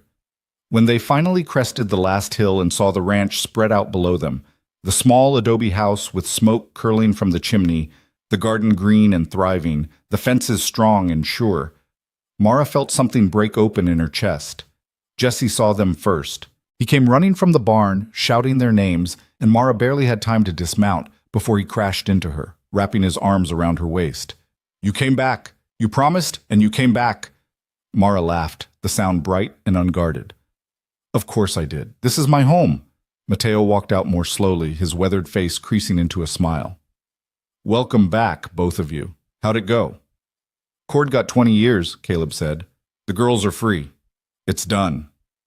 Good. Mateo gripped Caleb's shoulder. Real good. Come on inside. I've got stew on, and this one's been driving me crazy waiting for you to get home. They gathered around the table that night, all four of them, and Mara told the story of the trial, editing out the worst parts for Jesse's sake, but giving them the truth of it. The relief in Mateo's eyes, the pride in Jesse's face, the way Caleb's hand never left hers through the whole telling, it all combined into a feeling so full and complete that Mara thought her heart might burst. This was family. This was home. This was the life she'd fought for and survived for, and finally claimed as her own. The weeks that followed settled into the rhythm Mara had missed so desperately while they were gone. She worked in the garden, watching her plants grow strong and productive. She helped Mateo with the horses, learning to read their moods and needs. She taught Jesse to read better, sitting with him in the afternoon sun while he sounded out words. And at night, after Jesse was asleep and Mateo had retired to his room, Mara would sit with Caleb on the porch, their chairs close together, hands intertwined. One evening, nearly 2 months after the trial, Caleb turned to her with an expression she couldn't quite read. I've been thinking, he said. About what? About the fact that you own a quarter of this ranch, but you're still sleeping in that tiny room like a guest. Mara's heart skipped. Where else would I sleep? Caleb's thumb traced circles on the back of her hand. With me. As my wife. If you'll have me. The world seemed to hold its breath. Mara stared at him, at this man who'd saved her life and given her a home and loved her when she didn't know how to love herself. Are you asking me to marry you? I am. He reached into his pocket and pulled out a simple silver band. No stones, no engraving, just clean, honest metal. It's not fancy, but it's real, and it's yours if you want it. Mara's eyes filled with tears. Yes, Caleb, I'll marry you. He slipped the ring onto her finger, and it fit perfectly. Then he pulled her close and kissed her, slow and deep and full of promise. When they finally pulled apart, both smiling, Mateo's voice drifted from inside the house. About damn time. They got married 3 weeks later in the small church in the nearest town. Jesse stood as ring bearer, beaming with pride. Mateo gave Mara away, his eyes suspiciously bright. The whole town turned out, neighbors Mara had met while working the ranch, people who'd come to know her as someone solid and real and worth respecting. And when the preacher pronounced them husband and wife, and Caleb kissed her in front of everyone, Mara felt the last piece of her broken past fall away. She was Mara Rourke now. Wife, landowner, mother figure to a 6-year-old boy who called her name 100 times a day. She was home in every sense that mattered. That night, in Caleb's room, their room now, she stood at the window looking out over land that belonged to her, at a life she'd built from nothing but desperation and hope. Caleb came up behind her, wrapping his arms around her waist. What are you thinking? I'm thinking about the girl who got on that train a few months ago, how scared she was. How alone. Mara turned in his arms to face him. And I'm thinking about how different everything is now, how much I've changed. You haven't changed. You just became who you were always meant to be. And who's that? Strong, brave, loved. He kissed her forehead. Mine. Mara smiled. Yours. And you're mine. Always. Outside, the desert wind whispered through the sage. Inside, the fire crackled low and warm. And Mara Rourke, who'd once had nothing but fear and desperation, now had everything that mattered. She had a home built on trust instead of transaction. She had a family chosen rather than assigned. She had a future earned through courage instead of stolen by force. And she had love,